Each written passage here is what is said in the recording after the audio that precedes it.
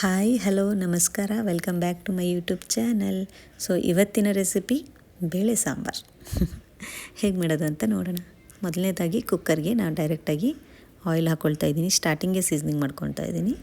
So ಸಾಸಿವೆ ಹಾಕ್ಕೊಂಡಿದ್ದೀನಿ, ಹಾಗೆ ಜೀರಿಗೆನೂ ಹಾಕ್ಕೊಳ್ತಾ ಇದ್ದೀನಿ, ಸ್ವಲ್ಪ ಹಿಂಗೆ ಹಾಕ್ಕೊಳ್ತಾ ಇದ್ದೀನಿ, ಒಣಮೆಣಸಿನ್ಕಾಯಿ ಮತ್ತು ಕರಿಬೇವು, ಹಾಗೆ ಬೆಳ್ಳುಳ್ಳಿ ಹಾಕ್ಕೊಳ್ತೀನಿ. ಇದು ಸಾಂಬಾರಿಗೆ ಎಕ್ಸ್ಟ್ರಾ ಟೇಸ್ಟ್ನ ಕೊಡುತ್ತೆ. ಎಲ್ಲದನ್ನು ನಾವು ನೀಟಾಗಿ ರೋಸ್ಟ್ ಮಾಡಿಕೊಂಡು ಈಗ ಈರುಳ್ಳಿ ಹಾಕ್ಕೋಬೇಕು.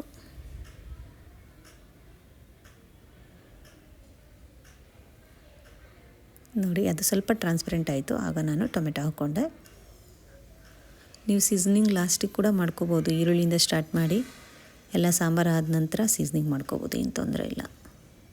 ಸೊ ಈಗ ನಾನು ಇದಕ್ಕೆ ತೊಗರಿಬೇಳೆ ಹಾಕ್ಕೊಳ್ತಾ ಇದ್ದೀನಿ. ನೀವು ಇನ್ನೂ ಬೇರೆ ಏನಾದರೂ ಬೇಳೆ ಮಿಕ್ಸ್ ಮಾಡೋದಾದರೆ ನಿಮ್ಮ ಚಾಯ್ಸ್, ಅದು ಹೆಸರುಬೇಳೆ ಸ್ವಲ್ಪ ನೀವು ಇದ್ರ ಜೊತೆ ಹಾಕ್ಕೋಬೋದು. ಇದಕ್ಕೆ ನಾನು MTR ಒರಿಜಿನಲ್ ಸಾಂಬಾರು ಪುಡಿ ಯೂಸ್ ಮಾಡ್ತಾ ಇದ್ದೀನಿ. ಹಾಗೆ ಸ್ವಲ್ಪ ಧನಿಯಾ ಪುಡಿ ಮನೆಯಲ್ಲೇ ಮಾಡಿದ್ದು, ಹಾಗೆ ಖಾರದ ಪುಡಿ ಎಲ್ಲದನ್ನು ಹಾಕಿ ನೀಟಾಗಿ ಮಿಕ್ಸ್ ಮಾಡ್ಕೊಳ್ತಾ ಇದ್ದೀನಿ. ಈ ಥರ ಸ್ವಲ್ಪ ತಳ ಹಿಡಿತಾ ಇದೆ. ತಳ ಹಿಡಿದ್ರೆ ಆ ಟೈಮಲ್ಲಿ ಸ್ವಲ್ಪ ನೀರು ಹಾಕ್ಕೊಂಡ್ರೆ ಆಯಿತು, ಏನು ತೊಂದರೆ ಇಲ್ಲ. ಈಗ ನಾನು ಸ್ವಲ್ಪ ಕಾಯಿನ ರುಬ್ಕೊಂಡು ಹಾಕ್ಕೊಳ್ತೀನಿ. ಹಾಗೆ ಅರಿಶಿನ ಪುಡಿ ಹಾಕ್ಕೊಂಡೆ, ಸ್ವಲ್ಪ ಕೊತ್ತಂಬರಿ ಸೊಪ್ಪು ಕೂಡ ಹಾಕ್ಕೊಳ್ತಾ ಇದ್ದೀನಿ.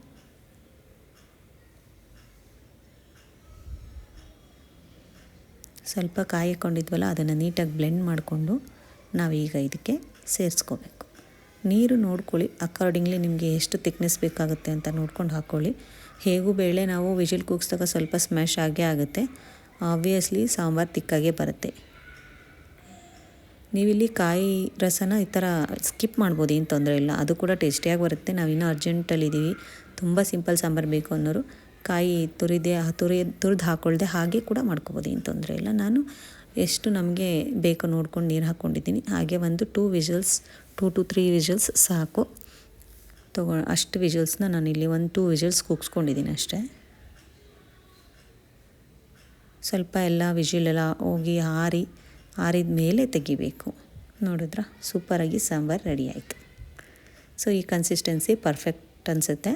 ತುಂಬ ತೆಳುವಾದರೂ ನಮ್ಮ ಮನೇಲಿ ಇಷ್ಟಪಡಲ್ಲ. ಸೊ ಹಾಗಾಗಿ ಈ ಸಾಂಬಾರು ರೆಸಿಪಿ ನಿಮಗೆ ಇಷ್ಟ ಆಗಿದ್ದರೆ ಈ ವಿಡಿಯೋ ಲೈಕ್ ಮಾಡಿ, ಹಾಗೆ ಹೊಸಬರಾಗಿದ್ದರೆ ನನ್ನ ಚಾನಲ್ನ ಸಬ್ಸ್ಕ್ರೈಬ್ ಮಾಡಿ, ಓಕೆನಾ? ಸೊ ಸಿಗ್ತೀನಿ ಇನ್ನೊಂದು ವಿಡಿಯೋದಲ್ಲಿ. ಈ ರೆಸಿಪಿ ಟ್ರೈ ಮಾಡಿ ಹೇಗಿತ್ತು ಅಂತ ಕಮೆಂಟ್ ಮಾಡಿ ತಿಳಿಸಿ. ಓಕೆ, ಬಾಯ್.